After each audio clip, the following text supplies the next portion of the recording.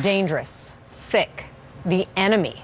President Trump making a stunning new attempt to strip away the media's legitimacy today.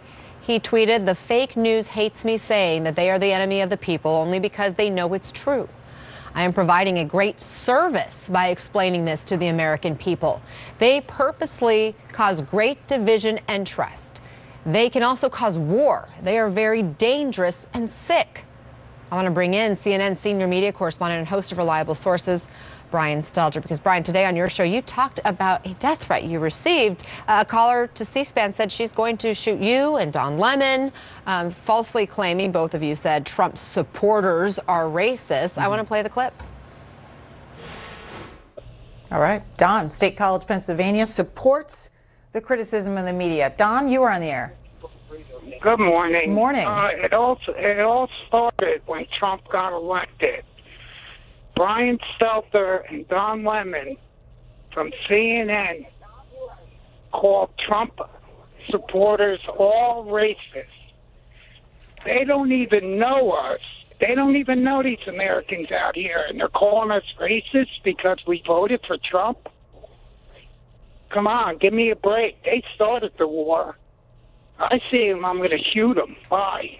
I mean, that is so disturbing. Brian, if God forbid there is violence against journalists, do you think the president feels like his words have an impact? Do you think he would have any sense of what kind of role he may have in it? Well, I think on one level, there's always been unhinged people in the world. There's always been lunatics out there making threats to newsrooms. But the difference now is that there are a lot more of those threats, a lot more of those calls, emails, and tweets that are coming into newsrooms. And it's partly, I don't want to lay it all at the president's feet, but it's partly because he's created this atmosphere of hatred of the media. Again, it's always been there to some degree, but he's ratcheted the volume up in a really loud way. And so I think that call to C-SPAN is just a tiny illustration of what newsrooms are grappling with.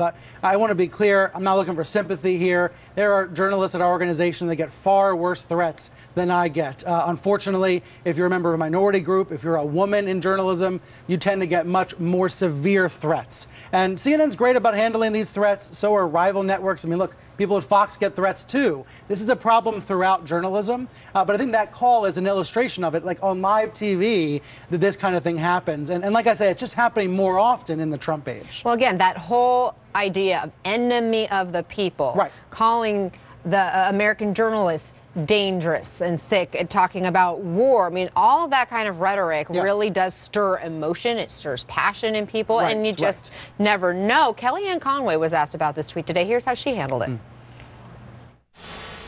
Margaret, I think the president's entire point is this, that we do have a news media that includes some reporters. So this should not be a broad brush by any statement. I've said that before. His daughter said it last week.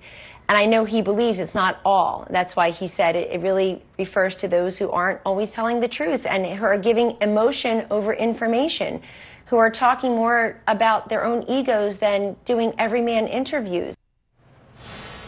Brian, at the end of the day, Trump talks for Trump, we all know. Right, I mean, they aren't Kellyanne Conway followers per se, they are Trump followers. So do you think her doing cleanup, does that make a difference? I think it makes a little bit of a difference. It's notable that Ivanka Trump said journalists aren't the enemy. It's notable Kellyanne said it today. And it's notable Melania Trump broke with her husband over the weekend talking about LeBron James. 3 women in his life, 2 of them family members, who are distancing themselves from Trump rhetoric. I think that's notable in a maybe a somewhat small way. But you're right. Ultimately, Trump speaks for Trump. He has promoted the enemy of the people rhetoric. Essentially, it's official White House policy, since Sarah Sanders didn't refute it the other day or denounce it the other day. And it is very damaging rhetoric. He's saying it over and over again in ways that do raise the temperature in alarming ways. And today, saying sick, dangerous, these are really dehumanizing words. It's the kind of language he uses to describe immigrants sometimes, trying to strip away people's humanity and strip away their legitimacy. That never ends well. It just never ends well. I mean, commentators on his favorite network, Fox News, have seemed to encourage this battle with the media. Let's listen. Your mainstream destroy Trump media has constantly tried and constantly failed to sink the Trump presidency. The president is up against a completely biased media, purposely ill-informed. The president once again stood up to those in the media who want nothing more than to see him fail.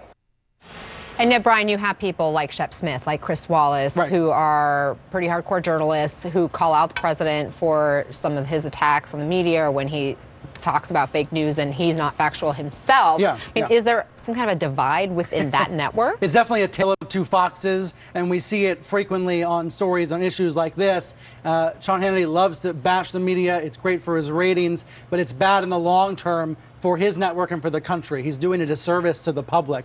And I also think he's doing a disservice to the public when he doesn't frame this the right way. I think the framing for these media attacks is that the president has his back up against a wall. He's not doing this because he feels really confident. He's doing this because he's on the defensive. Look at what you've been covering this hour about Don Jr. and Mueller, et cetera. All right, thank you so much, Brian Thanks. Stelter.